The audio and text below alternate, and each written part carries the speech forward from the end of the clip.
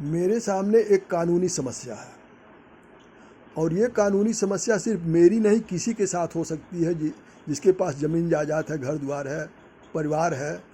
और मुकदमा जब ज़मीन जायदाद होगी तो मुकदमा तो चलता ही ज़माने में। बहुत कम लोग हैं जो मुकदमे से बचे हुए हैं। तो मुकदमा में मेरे लिए कोर्ट का आर्डर हुआ कि आप प्रोसेस का मतलब कोर्ट का जो सम्मन नोटिस होता है उसको भेजने को प्रोसेस कहते हैं। तो उन्होंने कोर्ट का प्रोसेस हमको दिया, लिफाफा दिया, उसमें मोहर लगा करके कि इसको रजिस्टर्ड पोस्ट से भेज करके रसीद कोर्ट में दाखिल कीजिए। तो मैं ले गया उसको पोस्ट ऑफिस पर। पोस्ट ऑफिस वाले से कहा कि इसको रजिस्ट्री भेज दीजिए और एक्नॉलेजमेंट दे दीजिए। पोस्ट ऑफिस वाले ने कहा कि रजिस्ट्री नहीं होगी और एक्नॉलेजमेंट नहीं मिलेगा क्योंकि रजिस्ट्री बंद हो गई है। तो हमने कहा कोर्ट का आर्डर है। तो पोस्ट ऑफिस विभाग ने कहा कोर्ट का आर्डर हो या किसी का आर्डर हो, जब रजिस्ट्री बंद हो गई है तो हम कैसे भेज सकते हैं, हम वो सिस्टम ही बंद हो गया है। तो मैंने आकर के जब वकील साहब को बताया तो वकील साहब एकदम आश्चर्य में पड़ गए, कहे कि हमको भी ये पता नहीं था।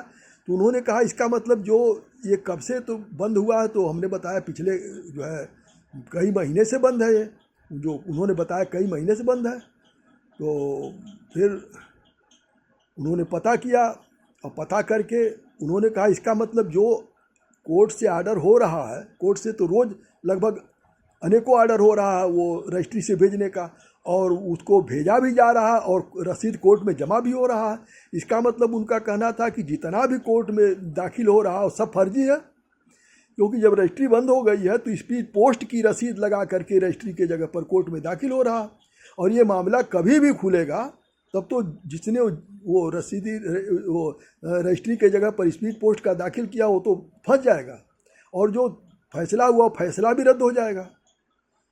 तो उन्होंने दरखास्त बना करके लिया करके जज साहब के सामने पेश किया और जज साहब से कहा साहब ये स्थिति है। उन्होंने कहा भाई ये भी मुझे भी पता नहीं था। तो उन्होंने क्या किया कि उसको रजिस्ट्री काट करके वहाँ रजिस्ट्री बगल में उन्होंने एक और आर्डर कर दिया कि स्पीड पोस्ट भेज दिया। तो हमारे वकील साहब ने कहा कि साहब तामीला पर्याप्त टेक्निकल है और ये सिर्फ रजिस्ट्री एक्नॉलेजमेंट से ही तामीला पर्याप्त हो सकता है। स्पीड पोस्ट से तामीला पर्याप्त का कानून ही नहीं, तो जो कानून नहीं वो कैसे होगा। और सुप्रीम कोर्ट ने खुद कहा है कि जो कानून है वही चलेगा, हमको भी कानून बदलने का अधिकार नहीं है। तो जब कानून में रजिस्ट्री है, स्पीड पोस्ट को मान्यता वहीं तक है कि भेजा जा सकता है, स्पीड पोस्ट से भेजा जा सकता है, लेकिन तामीला पर्याप्त का आदेश तभी होगा जब रजिस्टर्ड पोस्ट जाएगा, वो भी एक्नॉलेजमेंट पेश किया जाएगा, तब तामीला पर्याप्त होगा। या जो है वह बयान हल्फी देगा कि हाँ हमने रजिस्ट्री से भेजा है और रजिस्टर्ड पोस्ट का रसीद है, तब जाकर के तामीला पर्याप्त होगा।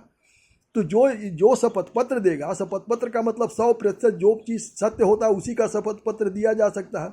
अगर 1% भी गलत है, झूठ है, तो शपथ पत्र नहीं दिया जा सकता है।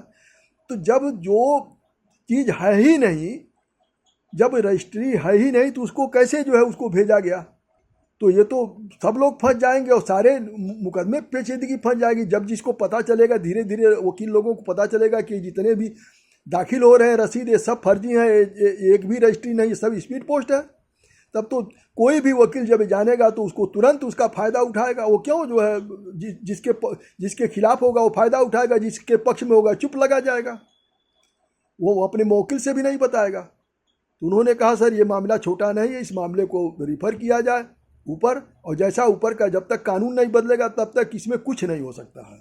अब यह मामला कितने दिन तक चलेगा, अब मुझे तो लड़ना है और मुझे यह मेरा खर्च भी लगेगा, और ये कब तक चलेगा, कब तक ये स्पीड पोस्ट और यह जो रजिस्ट्री के बीच में यह लटका रहेगा, इसका कोई हिसाब नहीं है।